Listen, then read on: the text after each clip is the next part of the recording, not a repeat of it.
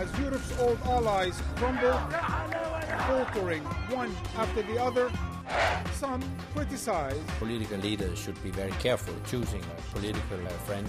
Others justify. We were not aware of the situation on the ground. With NATO bombs falling on Libya, international goodwill is falling apart. The resolutions on Libya were trumped up by certain countries. Is this intervention truly humanitarian or terribly hypocritical?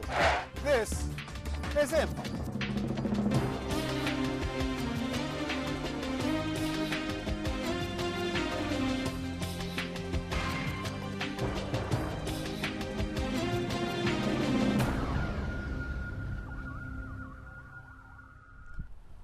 Hello and welcome to Empire. Europe has dragged its feet as democratic revolutions swept through Tunisia and Egypt, but reacted rather swiftly and firmly to the escalation in Libya. And just when you thought NATO powers had learned their lesson in Iraq and Afghanistan, that it is easier to start a military campaign than to end one, France and Britain rushed their fighter jets across the Mediterranean to enforce a no-fly zone. Armed with the UN resolution and Arab support, they argue this time it's different. Is it? Or more importantly, are they? Well, to find out, we've embarked on a journey to Europe's centers of power. First stop, London. Gaddafi lied to the international community. He continued to brutalise his own people. He was in flagrant breach of the UN resolution. So it was necessary, legal, and right that he should be stopped and that we should help stop him.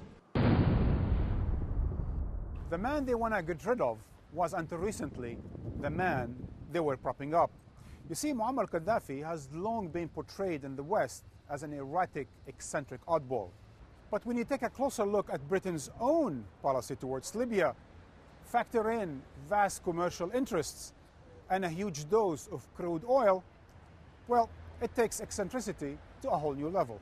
I was particularly struck at our earlier meeting with Colonel Gaddafi by his insistence not only of Libya's determination to carry on down this path of cooperation, but also his recognition that Libya's own future is best secured by a new relationship with the outside world. How quickly they'd like us to forget. When the West needed a convenient villain to rail against, Gaddafi was more than happy to play the role. After Libyan agents allegedly bombed a Berlin nightclub in 1986, Ronald Reagan retaliated with airstrikes against Gaddafi's Tripoli compound. And the American leader certainly didn't mince his words. This mad dog of the Middle East has a goal of a world revolution, Muslim fundamentalist revolution. As secular, Gaddafi, of course, couldn't have cared less. He threw his weight behind a whole host of groups shunned by the West. The PLO, Basque separatists, and the outlawed ANC. The British had even more reason to despise Gaddafi thanks to his defiant support for the IRA. And so by the mid-1980s, the West's position was set in stone. Wide-ranging sanctions were in place, and Gaddafi considered a dangerous adversary. Then came Lockerbie. A Pan Am jumbo jet with 258 For Western nations, people on board there was no doubt Libya was responsible. With the full wrath of the West against it, how did the Libyan regime go about rehabilitating itself on the world stage? It began with a secret meeting. It was December 2003. At the height of tensions between the West and Libya, inside this private members club, Libya's spy master met with his British and American counterparts with one goal in mind: to bring Gaddafi in from the cold. But considering the political fallout from reopening ties would have been toxic, the meeting was kept top secret. To lead the clandestine talks, Tony Blair sent in this man, MI6 agent Mark Allen. His contact, Moussa Koussa. The deal they thrashed out paved the way for the big deals to follow. Soon to become Sir Mark Allen went to work for BP, negotiating oil deals with Libya. The Libyan dollar diplomacy went into full swing. Within a year of this meeting, Gaddafi had done enough to win over Washington, the African Union, and the European Union. Sanctions disappeared as Western companies raced to get a piece of the action. Only one problem remained: the man convicted of the bombing, Abdel Basit al-Megrahi. Gaddafi wanted him back and openly threatened to pull out of billions of pounds of business deals if he wasn't returned. The British government came under intense pressure to let Megrahi go.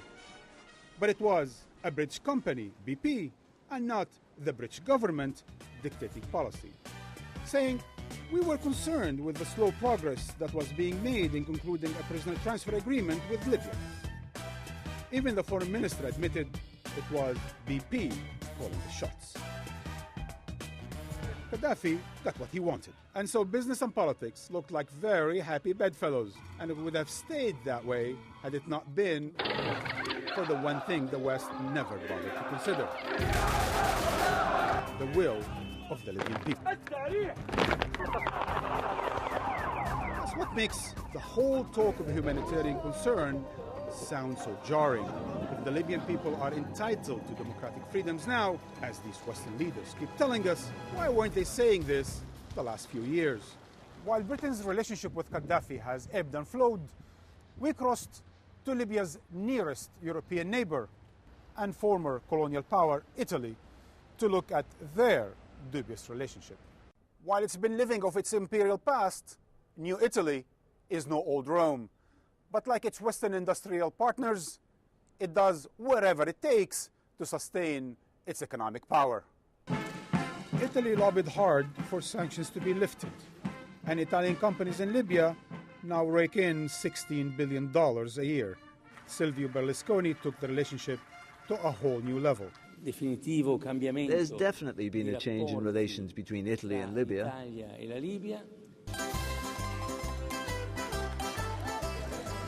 And nobody brought Gaddafi in from the cold, quite like the Italian Prime Minister. They talked, they visited, and they parted. Gaddafi pitched his tent in the gardens of Rome's most prestigious villa and lectured Italian models on the virtues of Islam. Questo è il libro verde. And then there was oil, lots of it. The relationship was cemented by the Green Stream pipeline uniting both countries. And Libya overtook Saudi Arabia to become Europe's third largest supplier.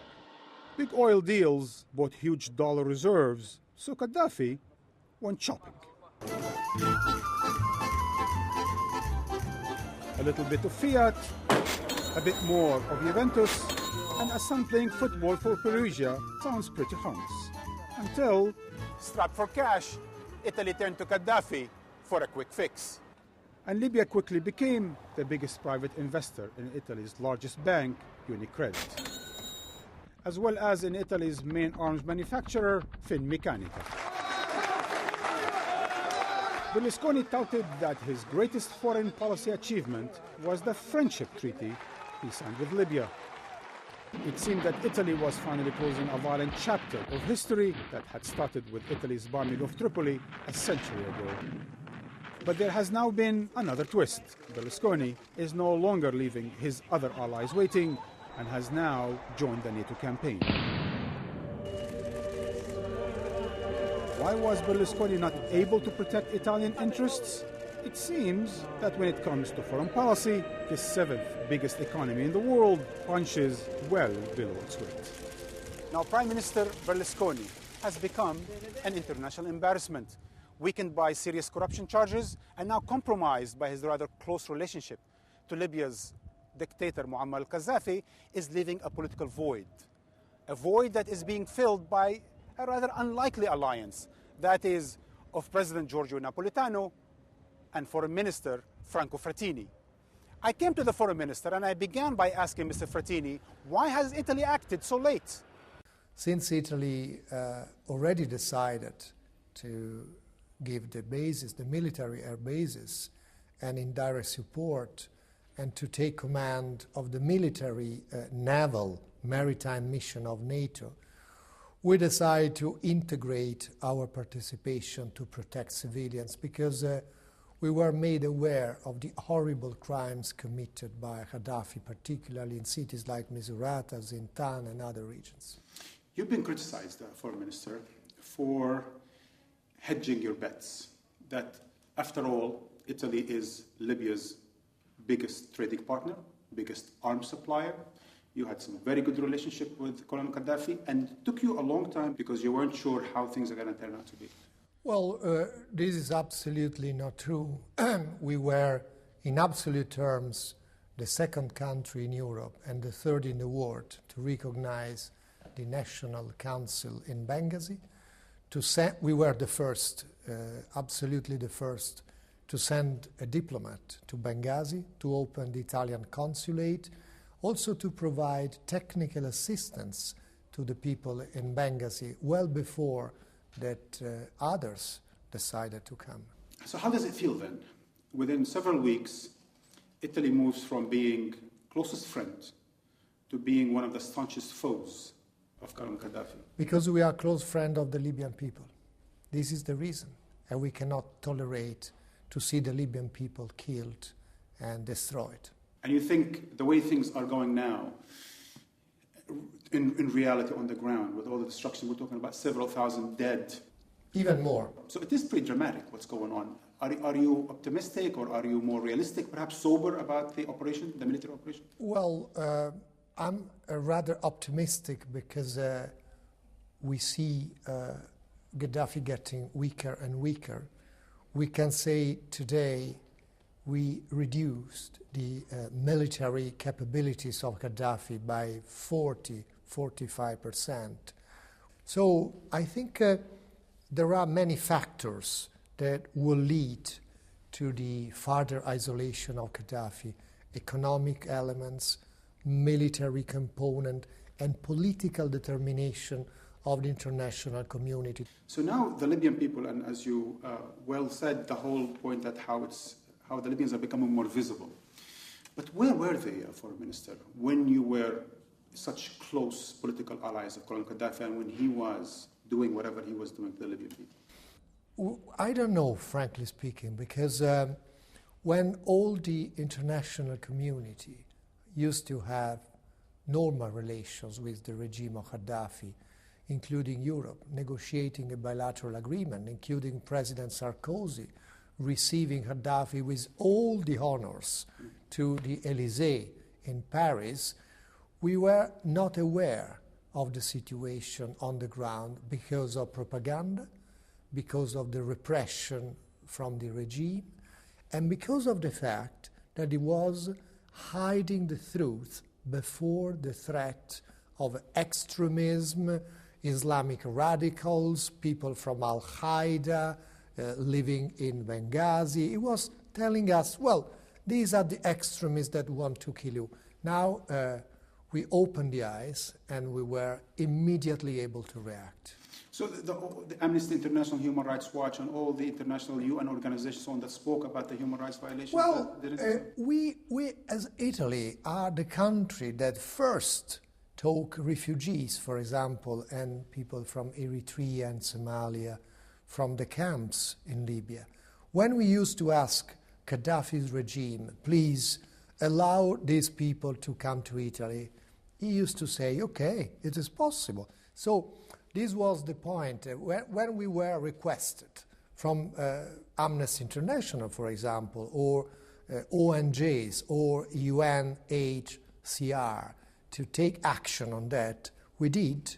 We apparently with no problems. But this is the problem that other states, including Europeans, didn't do the same. Well, exactly. So it's the European states like French Sarkozy and so on and so forth, that, like Italy, that were hopeful that Gaddafi will be your border policeman, basically. The whole question of the immigration thing, that he would be the one on the gate. Yes, unfortunately, all the Western countries used to accommodate themselves on partnerships of convenience instead of partnership of coexistence and sharing values.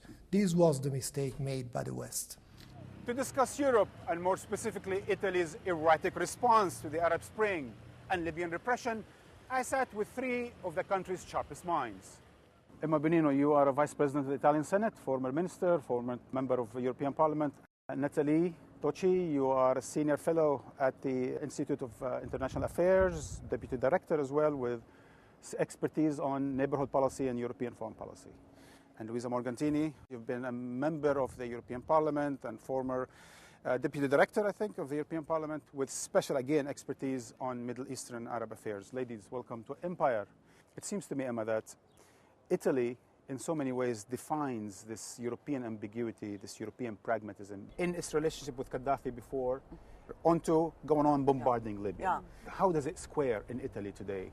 Well, simply it doesn't square. At the beginning was, well, France has Spain as Morocco, France as Tunisia, we have Libya, and others are more prominent in Egypt.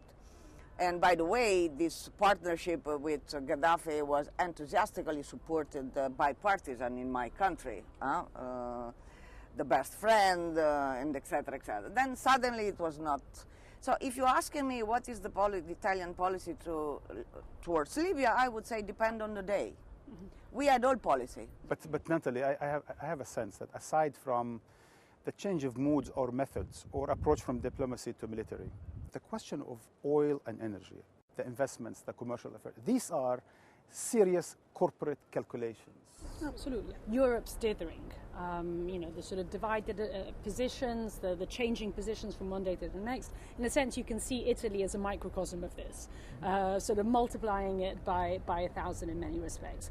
So as Emma was mentioning, essentially you see this going from one extreme to the other. You start from one extreme precisely because of those corporate interests, those energy interests, we were actually doing quite well with Gaddafi. So does that, all of that explains the hesitancy in the beginning? They wanted to hedge between, okay, maybe Gaddafi will stay and hence we'll maintain. Absolutely. But then they were stiffed by the French. Well, exactly. And the minute not in only which the French, now also it's the clear American. that we don't know what's going to happen in Libya. We kind of pretty much know that it's not going to be the Libya of 3 months ago. And the minute in which that situation has changed, Italy hedged its bets on the other side. Yeah, you said pragmatic policy, but really it's just opportunistic policy, following the one who are getting more sense. So I'm very ashamed of the behavior of my government, and also because I'm really thinking about people in Libya. Are we defending them?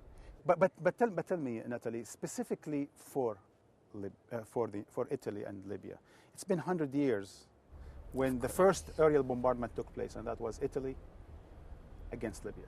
Yes. So what does that bring back in terms of Italy's role? The reason why we didn't want to be on the front line in the military campaign was precisely this. And if you look at the terms of the debates in Parliament over now the decision to move in with the aerial bombings, that's exactly been, if you like, the reasons given. We don't want to exactly repeat history. So a lot of people, Emma, now says, whatever we do in Europe, we're criticized. Damned if we do, and damned if we don't. Of course, you cannot intervene everywhere, from Papua New Guinea to whatever. But this is also something that the diplomacy and diplomats and the establishment still stick to all diplomacy or military intervention. And they refuse systematically to think innovative. I think it's really so important what she was saying, that we need a new form of diplomacy which really speaks to the people. But I'm afraid that why there is not that policy, also because our government are acting like that. Yes. Yeah, we have a government. I think we have to. There are very, very few links. So elitists here just as they are I towards think that we have to try to challenge our own democracy, first of all. Because our democracy doesn't work anymore. We need a Tahrir Square in Rome? We need Tahrir Square for sure. There's an internal struggle within Europe between, presumably, Europe, the citizens, and Europe, the corporate, the populist interests. And that internal strife, conflict within Europe, you think is going which way? You have a rise all over Europe of a racist, anti-immigration mood all over. Take Finland. Absolutely. I would never have expected such a Finland, or take Hungary, take Netherlands, so that's when we were saying that the traditional democracy are facing a big crisis that makes us totally blind. I agree. In the same time, there are responsibilities on this, because of course, when government and leadership are just making propaganda for racism against immigration, while Europe is making the new document on control immigration, Europe become a fortress, then of course we are helping the population to become more and more racist. So there is a big responsibility of the leadership of the government on this issue. But what I do think is that our democracy are on a deep crisis. Coming from the vice president of the Italian Senate, this is... I've always been very vocal on that, and what we are seeing is sort of a crisis of the old traditional democracies. And so we don't understand what is happening, but we have to put our house in order, first of all. And this is not only Italy. Exactly. Of course, Berlusconi is the most visible, right? But it's not the only one. So Sarkozy, for example, Natalie, the same populism, again, domestic politics, he's low in the polls, and hence he takes on this foreign adventure? Absolutely. I mean, I think had it not been for a presidential campaign in the offing in France, and the fact that Marine Le Pen, absolutely, and the fact that with the Tunisian and Egyptian presidents, Sarkozy was kind of losing points very quickly domestically on foreign policy counts. There was a sort of internal domestic push to do something about it. And Sarkozy, being the impulsive person that we know, jumped on the bandwagon. And this was the most evident way to do it. But Emma, there's a problem with the idea that one of the more important powers around the world, a rising European Union, deals with politics domestically in almost 100%. But at the same time, runs this irresponsible trade policies where pragmatism rules. But that's everybody. United States are not doing differently. Everybody. Canada is not doing differently. Australia is not doing differently. I mean, historically speaking, we so are Europe not... is not going to be any exception to the rule of... What is really in crisis is the idea of universal human rights. It's really in crisis. Which Europe claims to defend. Yes, because, I mean, we were believing in it for a long time, and now it's gone, because we are completely on this issue incoherent. So we have to go back to the old time where human rights were a real value. So the question of Libya then, is it going to be the test of Italy's / Europe's approach, future in the Arab world? No, I think it was by chance, because we had a strong push by Sarkozy. The other one didn't know what to do. The UN so Emma, outside Libya, what is the policy then towards the Arab Spring? There's actually not really going to be the specific European policy towards Libya, or in fact towards Egypt or Tunisia, or you name it. To me, the litmus test is the way in which the European Union as a whole will or will not conceptualize its policy towards the southern Mediterranean and the Middle East. Natalie, that means a totally new framework and a totally new policy. Is that feasible? Well, I think it's a need, because the fact is that the Mediterranean is not a sea that divides us. It's a lake that unites us. On this responsible and very sobering note, ladies, we're going to have to wrap it up. Thank you for joining Empire. Thank you. Thank you. This was The Perspective from Rome. After the break, we'll explore other European perspectives on the Arab Spring and the march to war.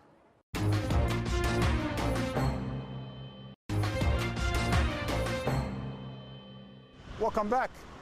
Since the Libyan uprising began, the French president has been the most outspoken, most forceful, and most belligerent Western leader, meeting with opposition figures and calling for regime change, and in the process, raising eyebrows even here at his own foreign ministry. Today, we're intervening in Libya. We're doing this in order to protect the civilian population from the murderous madness of a regime that, by killing its own people, has lost all legitimacy. Well, who gave it that legitimacy in the first place? That's the uncomfortable question facing Nicolas Sarkozy right now.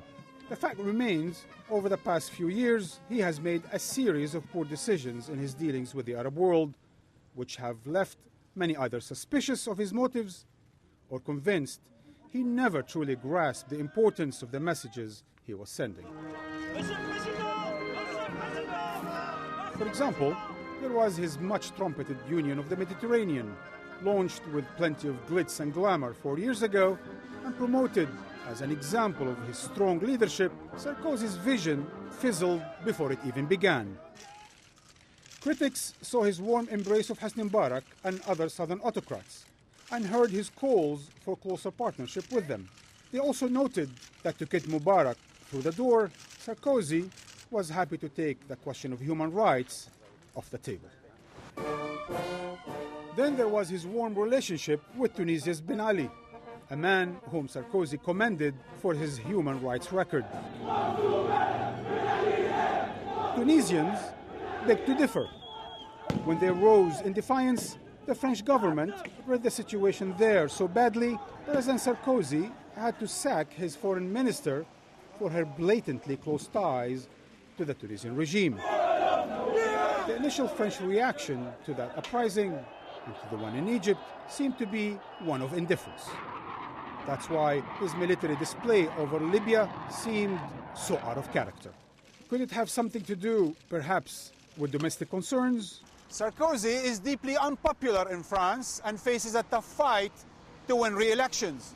His political life right now depends on him projecting the air of decisive leadership. Events in Libya, therefore, fit the bill perfectly. Perhaps, though, they fit a bit too perfectly. Late last year, France and Britain decided to put on a war game, Operation Southern Mistral, which would involve thousands of military personnel and hardware from both countries. In this dream scenario, the two longtime military rivals would join forces in a long-range bombing campaign against a pretend southern dictator. The simulated war, condoned by a fictitious UN resolution, was scheduled to begin on the 21st of March of this year. But it was never played out. Or was it? The actual bombing of Libya began on March 19. Now, perhaps this is just a coincidence. Or perhaps it explains why a serious diplomatic approach never really got off the ground, because the bombers were already on the runway. Well, be that as it may, the war in Libya has gotten complicated. And to discuss the nuances and contradictions of France and Europe's policy towards Libya and the Arab Spring, I am joined by three of Europe's leading experts. Gentlemen, welcome to Empire. Dominique Moisy, you are a founder and senior advisor at IFRI, the French Institute of International Affairs.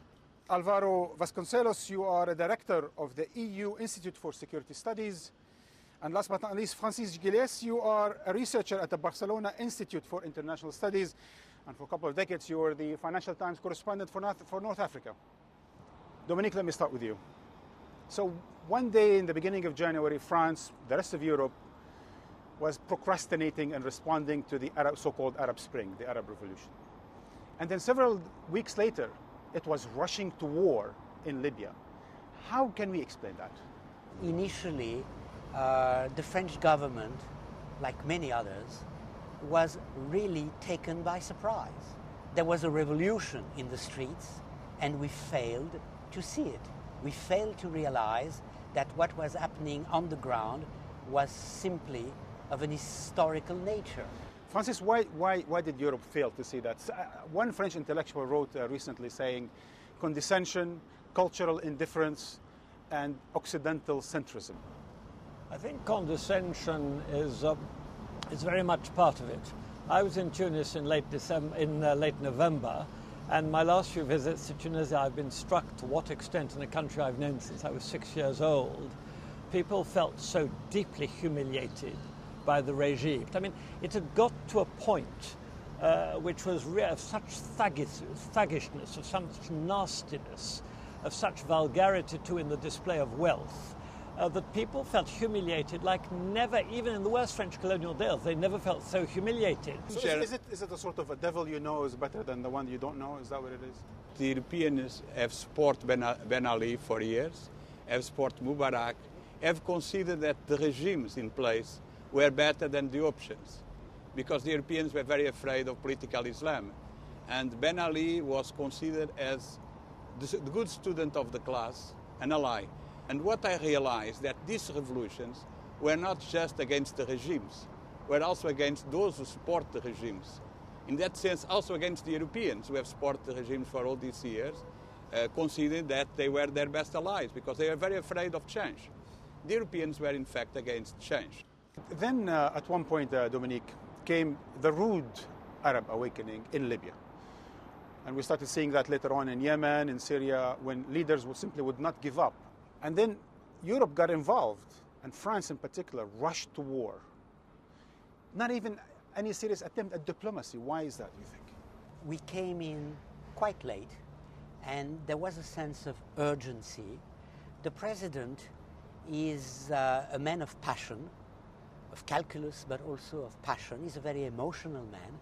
He was convinced that if he had not sent military plane, the city of Benghazi would have fallen. And personally, like many other Frenchmen, I was behind him. So you don't think it has something to do with his chances for the next elections, or how he fares in the public opinion in France? I think it would be naive to consider that he's a politician? No, the president didn't go to war to win the election. But of course, he's a politician. There were many things in his head that motivated him. But political calculus was not the primary consideration.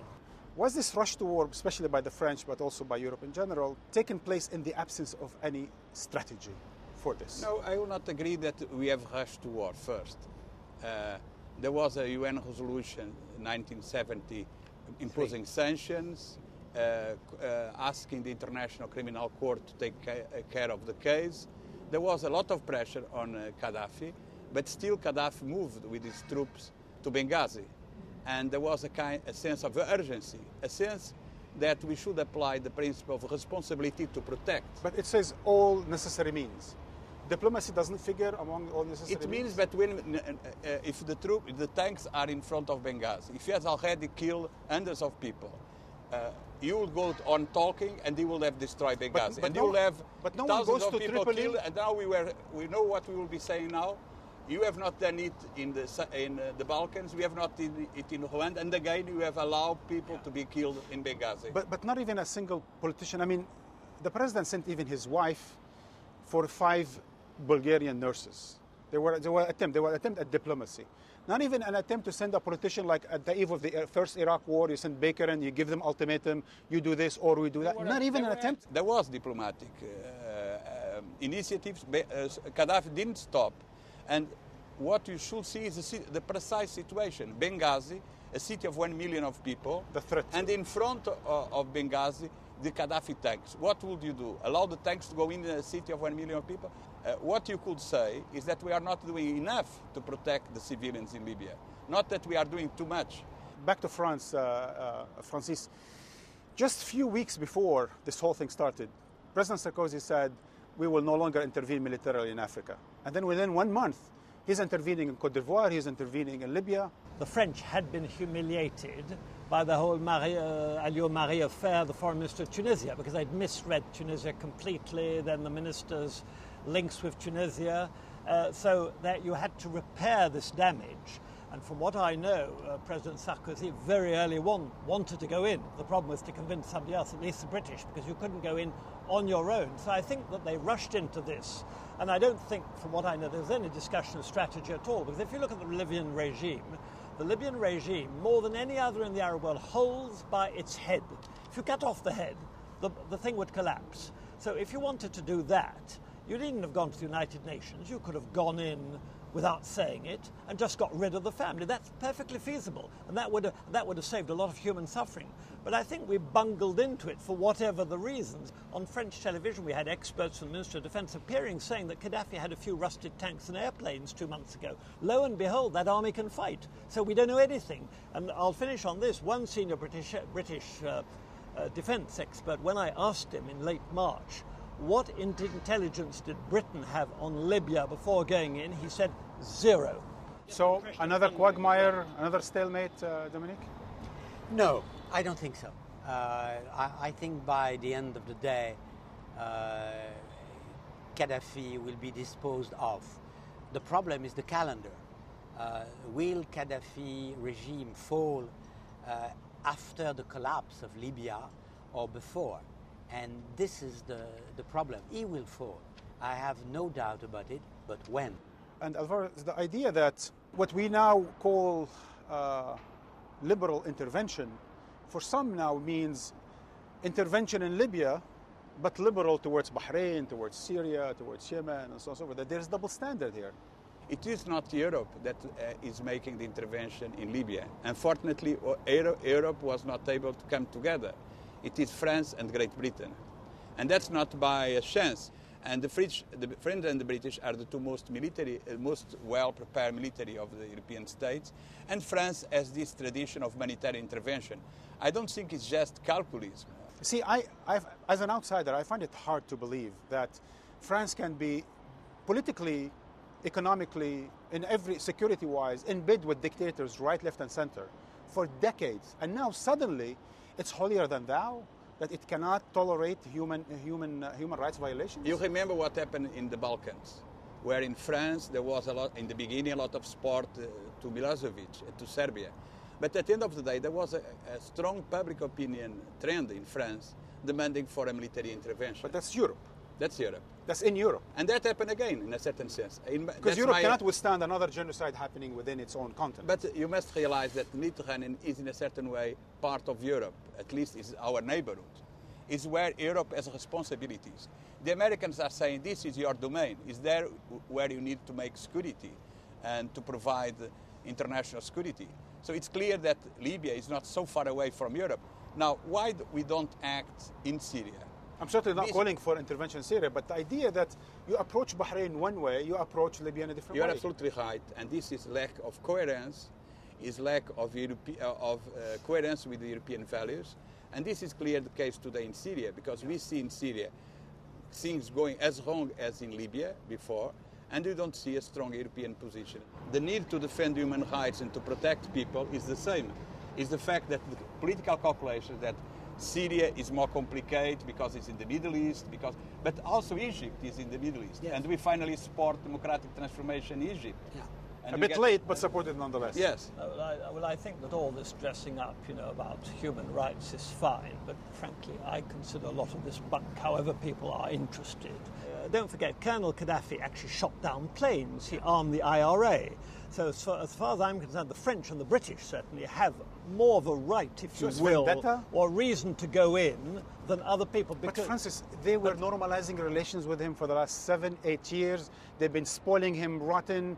They've been doing whatever it takes. They've been schmoozing him. And now all of a sudden we talk about IRA? Well, then I think what this points to, maybe, is that I'm not convinced that either Europe or France or Britain has a foreign policy worth the name left today. Because we're doing one thing on the contrary, and we're not thinking ahead at all.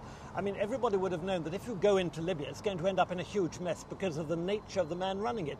In the case of Syria, why don't we move? Well, one, because Syria is at the interconnection of all kinds of very complex interests, Israel, Lebanon, Iran. So irrespective of how many people get killed in the streets, we know that if Assad falls, then we're into something we have no idea how it'll end. Libya, the Americans have made clear they've got no strategic interest. If Libya, the mess in Libya can continue for years.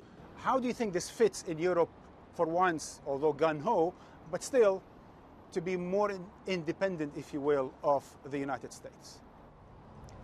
Well, I don't think it's going in the right direction. I mean, from that standpoint, the Arab Spring will not be perceived by historians as the great awakening of Europe.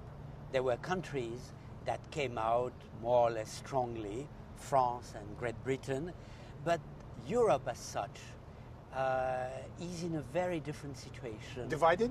It's not only divided, but when the Balkans erupted, Europe had a secret weapon, which was the carrot of enlargement. In the case of the Arab Spring, we may want different relations, but we are not going to tell them, incentives. Behave well. If you do so, you are going to become a member of the European Union. Well, to complete our journey through Europe's political landscape, I sat down with NATO's Secretary General, Anders Fogh Rasmussen, for the third time in 6 months to discuss the Western Alliance strategy and its creeping mission in Libya. Secretary General, welcome again to Empire. In terms of deadline, we've heard almost contradictory statements. On the one hand, Italian Foreign Minister Frattini speaks about need for deadline to finish this thing, and British Foreign Secretary Haig saying absolutely no deadlines, we're going to have to wait until this is done. What's your feeling about this? First, we must see an end to all attacks against the civilian population. Second, Gaddafi must withdraw his military and paramilitary forces to their bases and barracks. And thirdly, they must accept unhindered and immediate access for humanitarian aid to Libya. These three very clear military objectives must be fulfilled until we can say mission accomplished. So, what if that doesn't happen? What then? Well, continued bombardment? We will continue with the aim to protect the civilian population and, as mandated in the UN Security Council resolution, take all necessary measures to protect the civilian population. But you must agree with me, Secretary General, that the population is not exactly protected nowadays. It hasn't been for the last several weeks. We're talking about thousands of dead? Yeah, the problem is that, of course, we cannot, by airstrikes, protect civilians against all kinds of attacks. And we are not mandated to put boots on the ground, and we have no intention to put troops on the ground in Libya. We will fulfill the UN Security Council resolution as mandated. Secretary General, sometimes I don't envy your position, being on top of this big body of different thinking, different national agendas. And it seems for our viewers around the world, it was clear that there has been this hesitation, there has been ambiguity, there's been division. So the last few weeks haven't been exactly honeymoon for NATO. Actually, I would say that we see right now a very strong support for our mission. The 28 allies stand united behind our operation, and several of them have contributed significantly, and some of them have even increased their contributions, and they have allowed more flexible use of their aircraft. So there's a strong determination within NATO, and in addition to that, we have got contributions from partner countries, including partners from the region. So there is a very strong determination. Do you think this will continue as the stalemate settles in Libya? I wouldn't call it a stalemate. Of course, there is no military clarification right now, and I also have to say there is no military solution solely to the problems in Libya. We must have a political solution. Do you get my sense that perhaps NATO was nudged, pushed into this by the French a bit too early, the whole military operation in Libya? No, on the contrary, we took our decision after very careful discussions and considerations. I appreciate that a coalition of countries, including France, UK, the United States and others, that they took rapid action after the UN Security Council adopted a resolution with the aim to protect civilians. It seems to me that operationally NATO is an alliance. Isn't America the sort of the command center for NATO-like operations? It goes without saying that the United States play a crucial role within NATO because of the size and the strength of the United States. But I also have to say that NATO is more than the United States. We have 28 member states, and when we take decisions, they are taking on the basis of consensus. So Luxembourg, the small country Luxembourg, has in principle the same weight in the decision-making process as the big ally, the United States. To cap and to end, Secretary General, it seems a bit of a shift in a few weeks. Muammar Gaddafi was, if not an ally, certainly a friend of many of these NATO members you're talking about. Suddenly he's a foe. This discrepancy, you think there is a way to avoid it in the future as we look at the Arab Spring down the road and for the rest of the Arab countries? Instead of selling them arms, maybe be a bit more careful about that and so on? Yeah, personally, I do believe that political leaders should be very careful in picking and choosing political friends and partners, and also always take into consideration our obligation to protect human rights and basic political liberties. But as far as in Libya, you're not, what about Syria, Bahrain, and so on and so forth, Yemen? 2 points. First, as far as Libya is concerned, what we saw was the Gaddafi regime initiate brutal and systematic attacks against their own civilian population, just because of peaceful demonstrations.